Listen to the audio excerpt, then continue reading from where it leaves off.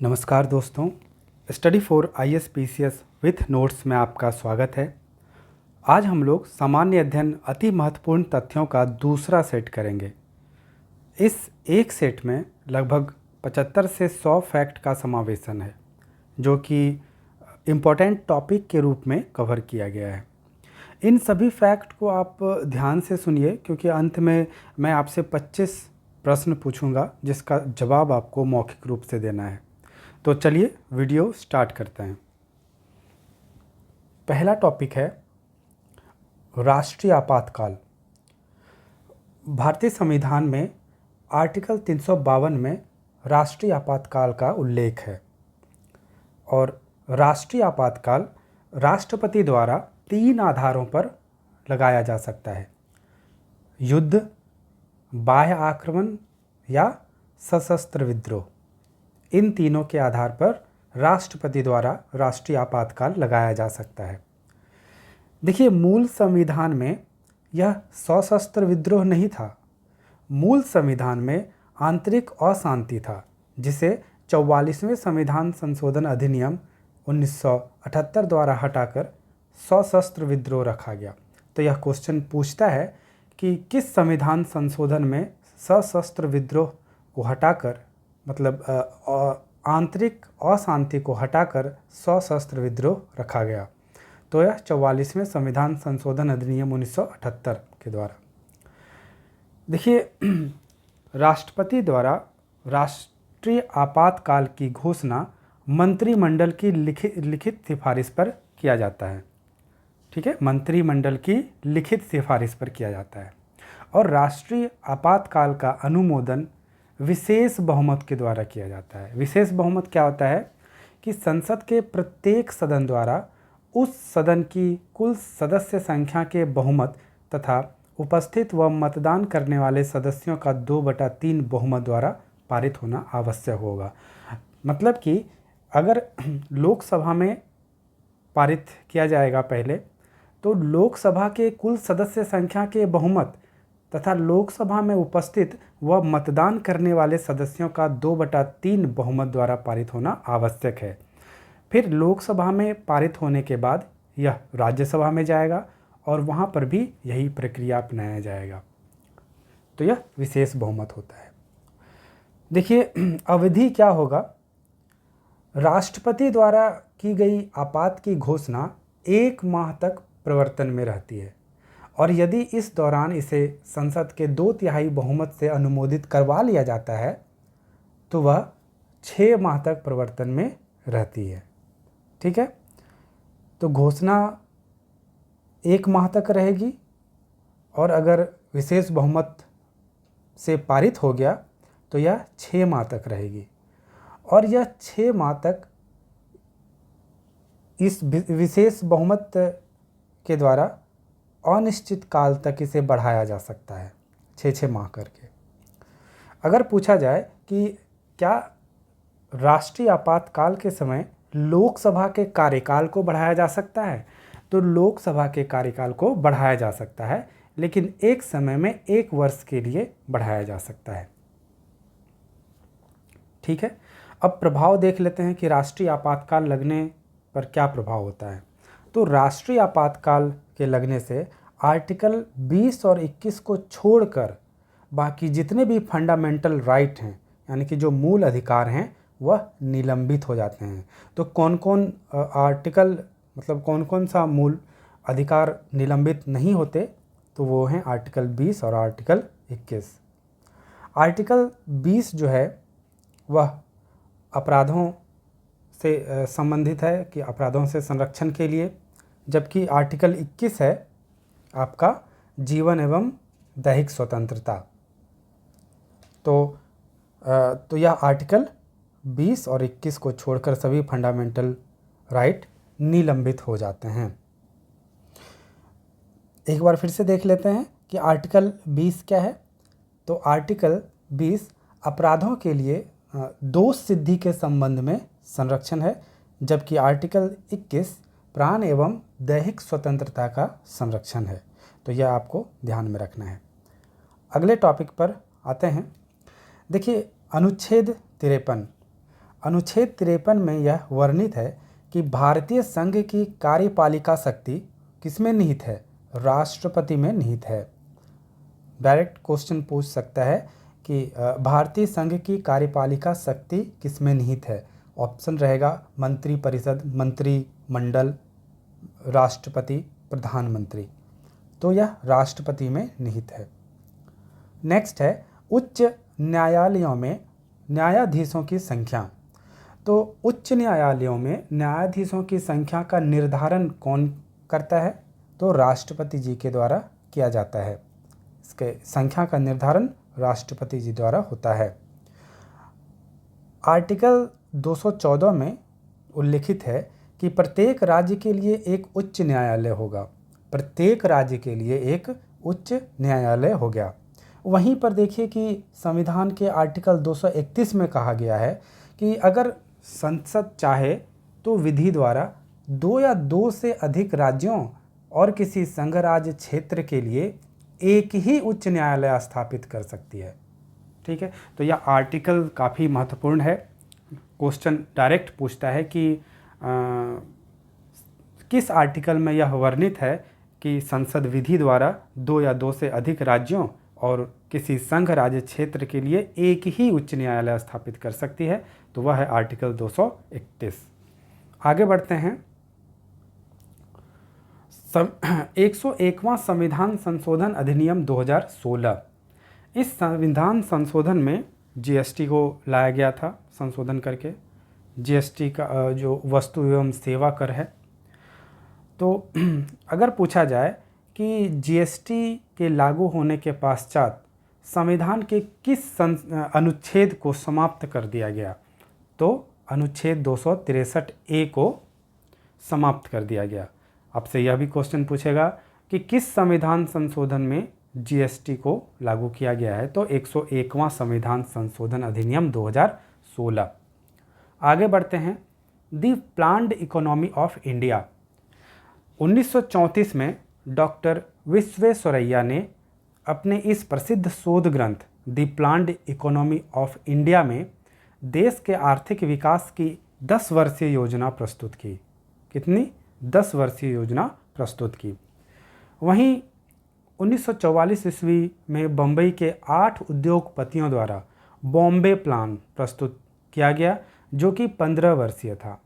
ठीक है, और इसके सूत्रधार सर आरदेशिल दलाल थे। तो यह बॉम्बे प्लान काफ़ी इम्पोर्टेंट है, बहुत बार पूछा गया है। और कब इसे प्रस्तुत किया गया था? 1944 ईस्वी में।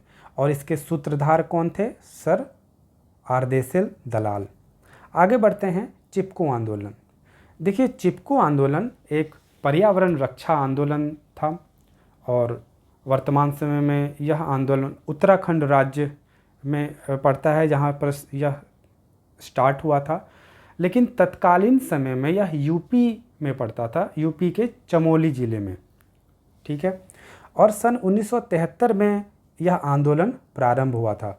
यह डेट महत्वपूर्ण है, सन 1973 में प्रारंभ हुआ।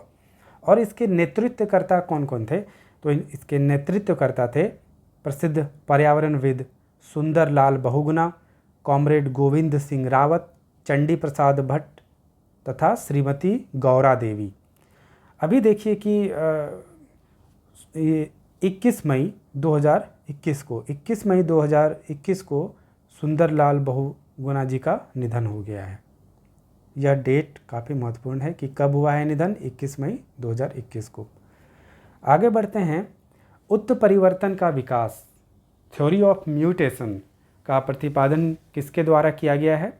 तो इस सिद्धांत का प्रतिपादन ह्यूगो डी ब्रिज द्वारा किया गया है। वहीं विकासवाद का सिद्धांत, थ्योरी ऑफ इवोल्यूशन, किसके द्वारा दिया गया है? तो चार्ल्स डार्विन के द्वारा दिया गया है। आगे बढ़ते हैं। आर्कियोप्टेरिक्स, यह जो है जुरासिक युग का एक प्राचीन पक्षी है और यह सरीसृप और पक्षी वर्ग के मध्य की कड़ी है। तो यह बहुत बार पूछता है क्वेश्चन कि जो आर्कियोप्टेरिक्स है यह किसके बीच की कड़ी है? तो सरीसृप व पक्षी वर्ग के बीच की यह कड़ी है। आप डायनासोर वाला जो मूवी देखते हैं उसमें जो उड़ने वाला पक्षी होता है, तो ये उड़ने वाला जो डायनासोर होते हैं तो ये आर्कियोप्टेरिक्स होते हैं। आगे बढ़ते हैं, पारिस्थितिकीय तंत्र। देखिए, पारिस्थितिकीय तंत्र शब्द का सर्वप्रथम प्रयोग एजी टांसले ने किया। किसने किया है? एजी टांसले ने। ठीक है। देखिए, पारिस्थितिकी तंत्र में कई पोषण स्तर होते हैं और उपभोक्ताएं होते हैं, उनको हम लोग अभी समझेंगे। जो हरे पौधे होते हैं जो कि अपना भोजन स्वयं बनाते हैं, स्वयं कैसे बनाते हैं? सूर्य की प्रकाश और वायुमंडल से कार्बन डाइऑक्साइड लेकर हरे पौधे अपना भोजन स्वयं बनाते हैं, इसलिए उसे उत्पादक कहा जाता है। और यह पोषण स्तर में प्रथम पोषण स्तर होते हैं। इन उत्पादक यानी कि हरे पौधे को जो खाते हैं, ठीक है, वो प्राथमिक उपभोक्ता कहलाते हैं। और ये प्राथमिक उपभोक्ता में जैसे शाकाहारी हो गए जो हरे पौधे खाएंगे, जैसे टिड्डा हो गया, खरगोश, हिरन, ये सब प्राथमिक उपभोक्ता हैं। और पोषण स्तर में यह दूसरा स्थान रखते हैं। जो प्राथमिक उपभोक्ता को खाते हैं यानी कि जो मांसाहारी हैं, जैसे कि तेंदुआ हो गया, सियार, सांप, छिपकली, ये सब प्राथमिक उपभोक्ता यानी कि शाकाहारी को खाते हैं, तो यह द्वितीयक उपभोक्ता हो गए जो प्राथमिक उपभोक्ता को खाते हैं। और यह पोषण स्तर में तीसरे स्थान पे आता है। वहीं जो प्राथमिक उपभोक्ता और द्वितीयक उपभोक्ता दोनों को खाते हैं वह तृतीयक उपभोक्ता कहलाते हैं, और ये पोषण स्तर में चौथे स्थान पे आते हैं। ठीक है, जैसे शेर, बाघ, मानव हो गया। तो आप लोगों ने यह समझा। आगे हम लोग बढ़ते हैं।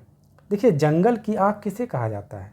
जो पलाश होता है, पलाश के फूल को जंगल की आग कहा जाता है, उसकी संज्ञा दी जाती है। देखिए, जब पलाश का जो फूल होता है वह आग के कलर का होता है, और जब पलाश का फूल उगता है तो पूरे पेड़ में बहुत कम पत्तियां होती हैं और ज़्यादा फूल ही होता है। अगर बड़े मात्रा में पलाश का पेड़ रहता है तो लगता है कि यह आग, जंगल में आग फैल गया है, इसलिए इसे जंगल की आग की संज्ञा दी जाती है। आगे बढ़ते हैं, वायरस के बारे में जानते हैं। वायरस की खोज किसने की? तो वायरस की खोज D.I. इवानोव्स्की ने किया है। देखिए, वायरस के विकास के लिए यानी कि उसकी वृद्धि और जनन के लिए जीवित कोशिकाओं का होना जरूरी है। वायरस अगर ऐसे नॉर्मल रहता है तो वह हानिकारक नहीं है, लेकिन उसे वृद्धि और जनन के लिए जीवित कोशिका की जरूरत होती है। कोशिका के बाहर वायरस में श्वसन और अन्य उपापचय क्रियाएं नहीं होती हैं, और जब इन्हें जीवित कोशिकाएं मिल जाती हैं तो वह उस कोशिका को नष्ट कर देती है। आगे बढ़ते हैं, जीव द्रव्य। देखिए, जीव द्रव्य को अंग्रेजी में प्रोटोप्लाज्म भी कहते हैं, और इसका नामकरण 1839 में पुरकिंजे द्वारा किया गया है। किसके द्वारा? पुरकिंजे द्वारा नामकरण किया गया है। लेकिन इसका जो खोज है, जीव द्रव्य का खोज 1835 ईस्वी में डुजार्डिन, ठीक है, डुजार्डिन के द्वारा किया गया है। यह नाम आपको ध्यान में रखना है। किसके द्वारा किया गया है? डुजार्डिन के द्वारा। आगे बढ़ते हैं। देखिए, ये जो जीव द्रव्य है यह दो चीज़ों से मिलकर बना होता है, एक साइटोप्लाज्म और न्यूक्लियोप्लाज्म। साइटोप्लाज्म क्या होता है? यह कोशिका द्रव्य होता है। देखिए, कोशिका द्रव्य क्या है? कोशिका का जो बाह्य झिल्ली है और केंद्रक का जो बाह्य झिल्ली है, इन दोनों के बीच में जो द्रव्य रहता है वह कोशिका द्रव्य कहलाता है। और जो केंद्रक है, यह देखिए केंद्रक है, केंद्रक के बीच में, केंद्रक और केंद्रिका के बीच में जो द्रव्य रहता है वह केंद्रक द्रव्य कहलाता है। तो केंद्रक द्रव्य को न्यूक्लियोप्लाज्म कहते हैं और कोशिका द्रव्य को साइटोप्लाज्म कहते हैं।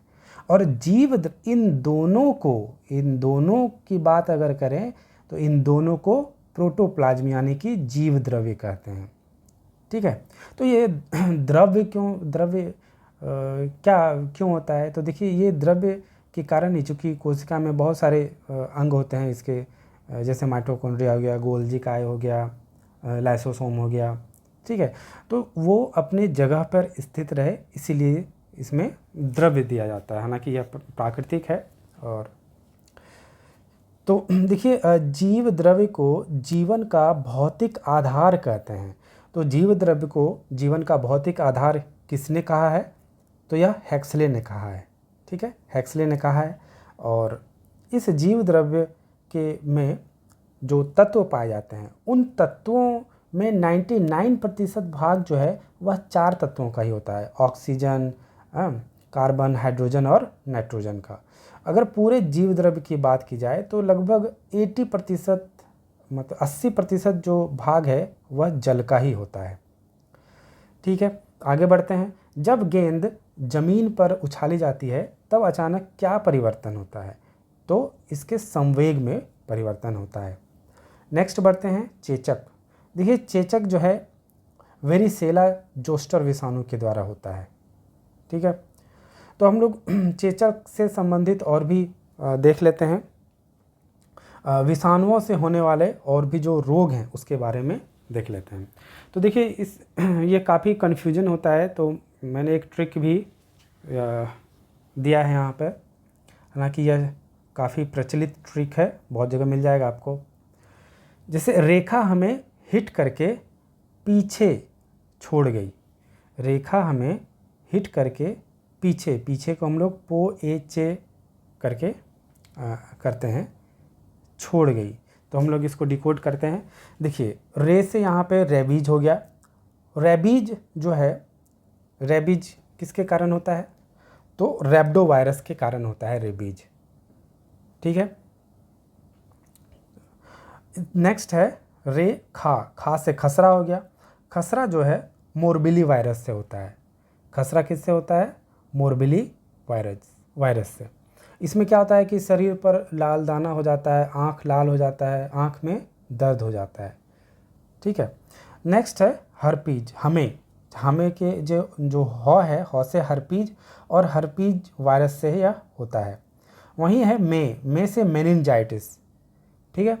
तो मेनिनजाइटिस में काफ़ी तेज़ बुखार होता है और इसमें मुख्यतः मस्तिष्क प्रभावित होता है इससे, मेनिनजाइटिस से, ठीक है। तो मेनिनजाइटिस वायरस ही होता है। और हेपेटाइटिस, जिसे कि हेपेटाइटिस, जिसे कि पीलिया भी कहते हैं। तो यह जो पीलिया है, हेपेटाइटिस, इसमें क्या होता है कि पेशाब पीला होता है, त्वचा पीला हो जाता है, आँख व त्वचा भी पीला हो जाता है। तो इसमें जो अंग होता है, कौन सा अंग प्रभावित होता है, अगर ये पूछा जाए तो यह यकृत को प्रभावित करता है, हेपेटाइटिस, ठीक है। फिर है हिट, टॉ से ट्रैकोमा। ट्रैकोमा जो है क्या है? यह आँख को प्रभावित करता है, ट्रैकोमा। नेक्स्ट है ये करके, यहाँ पर रेखा हमें हिट करके का यहाँ पर योगदान नहीं है। इसके बाद पो एचे, पीछे को हम लोग पो एचे पढ़ेंगे। तो पो से पोलियो, और पोलियो का वायरस है पोलियो वायरस। ए से एड्स का है HIV वायरस। चे से है चेचक का वायरस है वेरिसोला वायरस, ठीक है, पूरा नाम है वेरिसोला जोस्टर वायरस। वहीं जो ठीक है, पोएचे हो गया। नेक्स्ट है छोड़ गई। तो छौ से छोटी माता भी वेरुला वायरस से होता है। और रॉ से डेंगू, ठीक है, डेंगू से अरबो वायरस। डेंगू का जो वायरस है वो क्या है? अरबो वायरस। गई के गौ से है गलसोथ जो है वो मम्प्स वायरस होता है, ठीक है, मम्प्स वायरस होता है। और इसमें क्या होता है ना, ये प्रभावित अंग अगर बोला जाए तो पैराथायरॉयड ग्रंथि इसमें प्रभावित होती है। ई से इन्फ्लुएंजा, और यह इन्फ्लुएंजा जो है मिक्सो वायरस के कारण होता है, इन्फ्लुएंजा, ठीक है। आगे हम लोग बढ़ते हैं। देखिए, हम लोग पढ़ते हैं कि मेमेलिया, मत्स्य, इस टाइप का जो वर्ग होता है, एनिलिडा, तो उसमें हम लोग मत्स्य वर्ग के बारे में पढ़ेंगे। तो मत्स्य वर्ग की क्या क्या विशेषताएं हैं उसको जानेंगे। तो इसकी पहला विशेषता है जो मत्स्य वर्ग के हैं वह जो है ये असमतापी जंतु होते हैं। असमतापी का क्या मतलब, यानी कि कोल्ड ब्लडेड। हम लोग क्या हैं, हम लोग वार्म ब्लडेड हैं, और ये क्या है, कोल्ड ब्लडेड। कोल्ड ब्लडेड मतलब कि ये जो जंतु हैं अपने आसपास के टेम्परेचर के अनुसार से अपने आप को ढाल लेते हैं, लेकिन इसलिए ये कोल्ड ब्लडेड कहलाते हैं। वार्म ब्लडेड कौन कहलाएंगे, जो अपने आसपास के टेम्परेचर के अनुसार से अपने आप को ढाल नहीं पाते हैं, जैसे कि मनुष्य हो गया।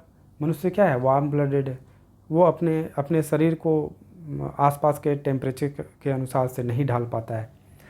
इस मत्स्य वर्ग में सल्क पाए जाते हैं, जैसे कि आप देखिएगा मछली के ऊपर वो सल्क रहता है, तो इस वर्ग के जंतु में सल्क पाए जाते हैं। और श्वसन जो है क्लोम यानी कि गिल्स के द्वारा किया जाता है।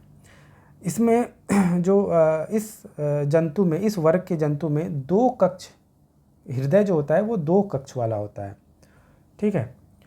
और मानव में कितने होते हैं, 4 कक्ष होते हैं, लेकिन मत्स्य वर्ग में के जो मत्स्य वर्ग के जंतु में 2 कक्ष वाले हृदय होते हैं, और ये अंडे देती हैं। उदाहरण के रूप में रोहू, कतला और जो मछलियां हैं। इसमें देखिए जो समुद्री घोड़ा होता है, समुद्री घोड़ा भी मत्स्य वर्ग में आता है, जिसे कि हिपोकैम्पस कहा जाता है, ठीक है। तो समुद्री पूछेगा, समुद्री घोड़ा निम्नलिखित में से किस वर्ग में आते हैं, ठीक है। तो समुद्री घोड़ा मत्स्य वर्ग में आते हैं। वहीं एक होता है दरियाई घोड़ा, इससे आप कंफ्यूज नहीं होना है, इसे इंग्लिश में हिप्पोपोटामस कहा जाता है, ठीक है। दरियाई घोड़ा को हिप्पोपोटामस कहा जाता है, लेकिन समुद्री घोड़ा जो होता है वो हिप्पोकैम्पस कहते हैं उसको। ये काफ़ी छोटा होता है, ये हिप्पोकैम्पस जो समुद्री घोड़ा होता है। लेकिन जो दरियाई घोड़ा होता है हिप्पोपोटामस, वो काफ़ी बड़ा होता है, ठीक है। और ये स्तनपायी होता है और एम्फीबियन रहता है, यानी कि ये जल में और ज़मीन पे दोनों पे रहता है। आगे बढ़ते हैं। मानव नेत्र। मानव नेत्र में प्रतिबिंब कहाँ बनता है, तो मानव नेत्र में प्रतिबिंब रेटिना पर बनता है। देखिए ये रेटिना है, रेटिना पर बनता है, रेटिना पर बनता है। और किस प्रकार का प्रतिबिंब होता है, बहुत बार क्वेश्चन पूछा जाता है कि मानव के नेत्र में जो प्रतिबिंब बनते हैं वो किस प्रकार के होते हैं, तो ये वस्तु से छोटा व उल्टा होता है, वस्तु से छोटा व उल्टा होता है, इसे ध्यान रखना है। देखिए हम लोग जो नेत्रदान किया जाता है, तो नेत्रदान में क्या किया जाता है दान, तो ये कॉर्निया का दान किया जाता है। ये देखिए ये जो कॉर्निया है ये इसका दान किया जाता है, ठीक है, कॉर्निया का दान किया जाता है। और आइरिस का क्या काम है, ठीक है। ये जो आइरिस है, ये आइरिस ये जो है प्रकाश की मात्रा को नियंत्रित करता है। देखते होंगे कि आप अचानक से अगर अंधेरे से लाइट में जाते हैं तो ज़्यादा दिखने नहीं लग, आँख को संकुचित करना पड़ता है, ठीक है। तो ये जो आइरिस के द्वारा ही ये कंट्रोल किया जाता है, नियंत्रित किया जाता है प्रकाश की मात्रा को। स्पष्ट दूरी की न्यूनतम दूरी कितनी होती है, तो 25 सेंटीमीटर होती है, ठीक है। तो आप आँख मानव नेत्र को देख सकते हैं। आगे बढ़ते हैं। थाइमस ग्रंथि। देखिए थाइमस ग्रंथि मनुष्य में यौवनावस्था के पश्चात ये धीरे धीरे छोटी होकर तंतु सदृश डोरी के रूप में रह जाती है तथा कभी कभी पूर्णतः समाप्त हो जाती है। तो यह कहाँ रहता है, देखिए यह फेफड़ा के बीच में रहता है, यह है थाइमस। और इसमें 2 रहता है, एक राइट और लेफ्ट लॉब, 2 तरह का होता है। यह मुख्यतः बच्चों में ही पाया जाता है। थाइमस ग्रंथि के हार्मोन, इसमें जो प्रमुख हार्मोन है वह है थाइमोसिन हार्मोन, ठीक है। इससे थाइमोसिन हार्मोन का स्रावन होता है। इसमें शिशु के शरीर में प्रविष्ट जीवाणुओं को यह नष्ट कर देता है, और यह इससे क्या होता है कि प्रतिरक्षण बढ़ाता है, और लिम्फोसाइट को जीवाणु या उनके एंटीजन को नष्ट करने के लिए यह प्रेरित करता है, ठीक है। आगे बढ़ते हैं। अचार एवं मुरब्बे में जीवाणु का संक्रमण होते ही जीवाणु मर क्यों जाता है, तो यह जीव द्रव्य का संकुचन हो जाता है इसमें, ठीक है। तो परासरण के द्वारा जो कोशिका है, कोशिका जो द्रव्य है वो पानी की कमी होने के कारण सिकुड़ जाता है, उसी को जीव द्रव्य संकुचन कहा जाता है, ठीक है। आगे बढ़ते हैं। वृक्क, वृक्क का क्या काम है? रुधिर के छन्ने एवं मूत्र का निर्माण करता है वृक्क। और वृक्क की संरचनात्मक एवं क्रियात्मक इकाई को क्या कहा जाता है? तो नेफ्रॉन कहा जाता है, ठीक है। वृक्क प्रतिदिन कितने लीटर रक्त का शुद्धिकरण करता है? तो यह 180 लीटर रक्त का शुद्धिकरण करता है। खुला परिसंचरण तंत्र किस में पाया जाता है, किस जंतु में? तो ये कॉकरोच में खुला परिसंचरण तंत्र पाया जाता है। विद्युत बल्ब के बारे में जान लेते हैं। विद्युत बल्ब का जो फिलामेंट होता है वह किससे बना होता है? टंगस्टन से बना होता है। और विद्युत बल्ब के अंदर निम्न दाब पर नाइट्रोजन और आर्गन जैसे निष्क्रिय गैसों का मिश्रण को भरा जाता है। तो किसके क्या क्या? नाइट्रोजन और आर्गन जैसे निष्क्रिय गैसों का मिश्रण होता है। और देखिए कि विद्युत बल्ब में देखिएगा कि उसमें क्या क्या उल्लिखित रहता है। तो रहेगा आपका कि जैसे 220 वोल्ट है और मान लीजिए 60 वाट है, इस तरह से ये लिखा रहता है। तो शक्ति और वोल्टेज का उल्लेख किया जाता है किसमें? तो विद्युत बल्ब में। आगे बढ़ते हैं। सोडियम क्लोराइड, सोडियम क्लोराइड में कौन सा बंधन होता है, कौन सा बॉन्ड होता है? तो विद्युत संयोजी बंधन होता है कैल्शियम क्लोराइड में, ध्यान रखना है इसको। अब देखिए कि गहनों की सफाई के लिए जो आभूषण होता है, ठीक है, उसकी सफाई के लिए हम लोग किसका इस्तेमाल करते हैं? तो एक्वा रेजिया का इस्तेमाल किया जाता है। और एक्वा रेजिया जो है वह HNO3 और HCl को कहा जाता है, इन दोनों के मिश्रण को कहा जाता है, जिसमें HCl का 3 भाग और HNO3 का 1 भाग होता है। यानी कि यह जो है 1:3 के अनुपात में होना चाहिए, HNO3 और HCl। आगे बढ़ते हैं। रेडियो एक्टिविटी का आविष्कार बैकुरल के द्वारा किया गया है। किसके द्वारा? बैकुरल के द्वारा। अब आते हैं हम लोग हाइड्रोजन के समस्थानिक, ठीक है, जिसे आइसोटोप्स भी कहते हैं इंग्लिश में। तो 3 हाइड्रोजन के 3 समस्थानिक होते हैं।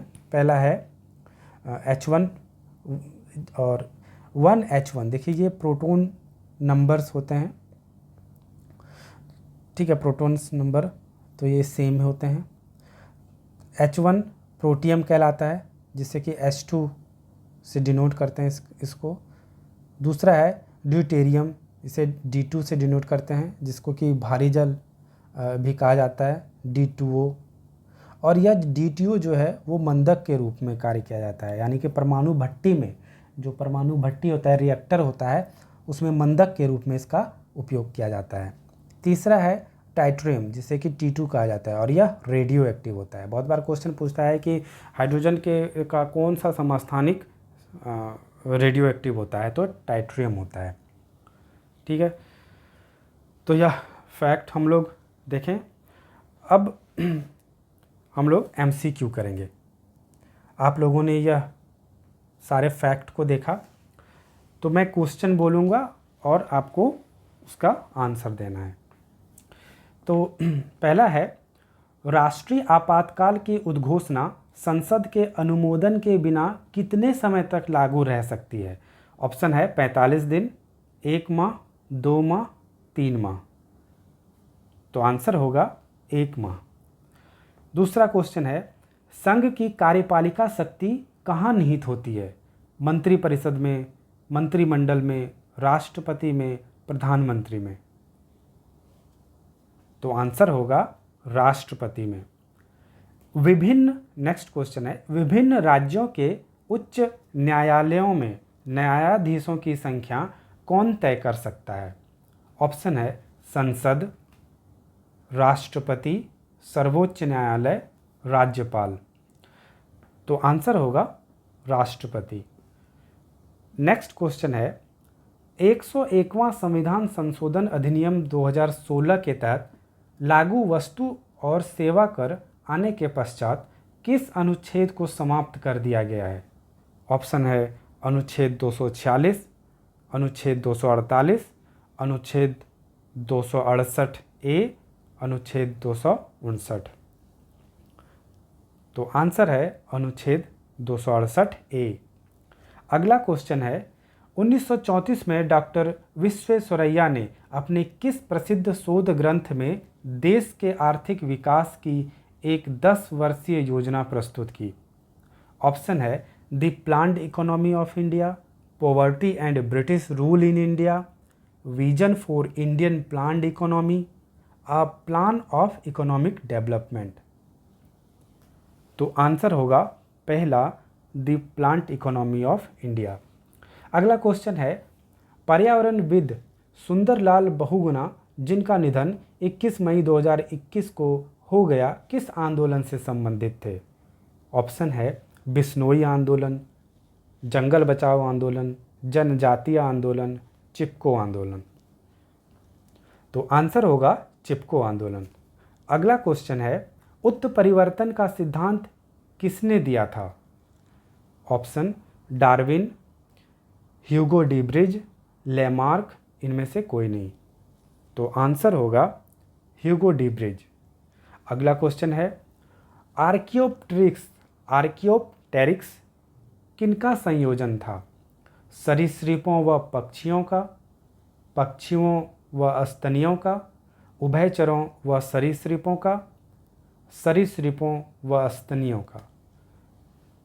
तो आंसर होगा सरीसृपों व पक्षियों का। अगला क्वेश्चन है निम्नलिखित में से असत्य कथन की पहचान करें। पारिस्थितिकी तंत्र में हरे पौधे उत्पादक का कार्य करते हैं। लोमड़ी एक द्वितीयक उपभोक्ता का उदाहरण है।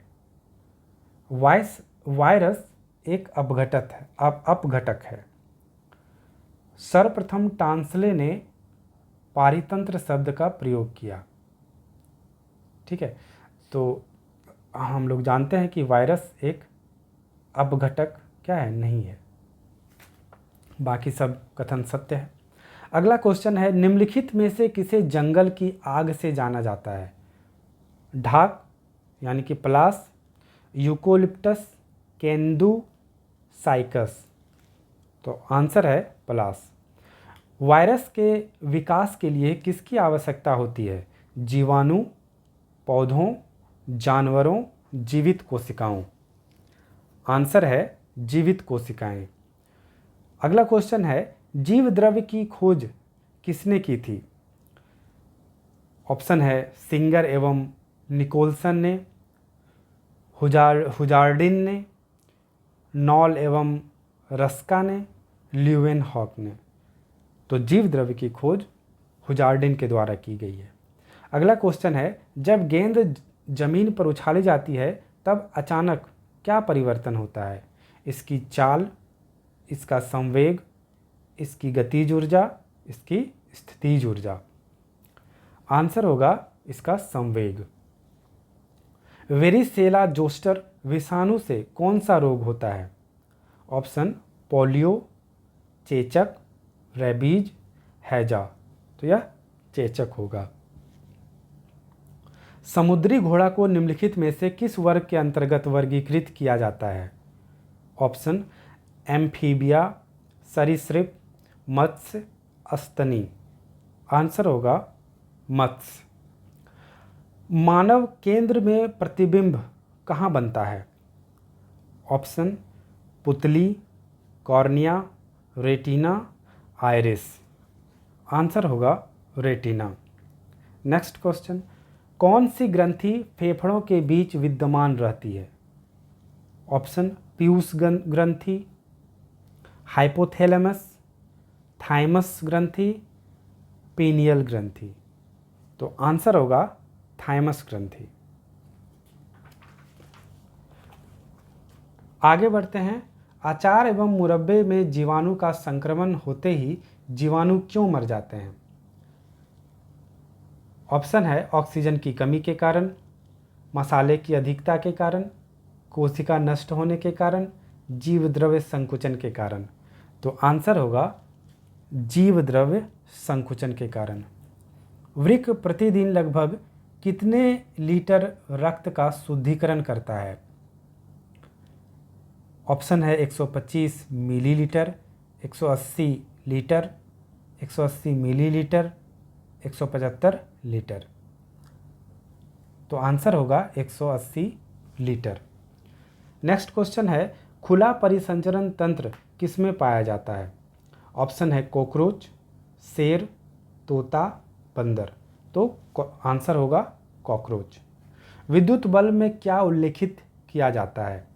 ऑप्शन है क्षमता, शक्ति और धारा, शक्ति और वोल्टेज, विद्युत धारा और वोल्टेज, ऊर्जा और विद्युत धारा। तो आंसर होगा शक्ति और वोल्टेज। सोडियम क्लोराइड में क्या होता है? ऑप्शन वैद्युत संयोजी बंधन, सहसंयोजी बंधन, उपसहसंयोजी बंधन, हाइड्रोजन बंधन। तो आंसर होगा वैद्युत संयोजी बंधन। नेक्स्ट क्वेश्चन है, निम्नलिखित में से कौन सा मिश्रण गहनों की धुलाई यानी कि गहनों की सफाई हेतु प्रयुक्त होता है? ऑप्शन है ईथर, हाइड्रोक्लोरिक अम्ल, एक्वारेजिया, नाइट्रिक अम्ल। तो आंसर होगा एक्वारेजिया। रेडियो एक्टिविटी का आविष्कार किसने किया था? ऑप्शन है Rutherford, madam Curie, Becquerel, Bohr. Answer है बैकुरल। नेक्स्ट क्वेश्चन और लास्ट क्वेश्चन है कि निम्न में से कौन सा हाइड्रोजन का आइसोटोप नहीं है? ए पहला है प्रोटियम, ड्यूटेरियम, ट्रिटियम और क्लोरीन।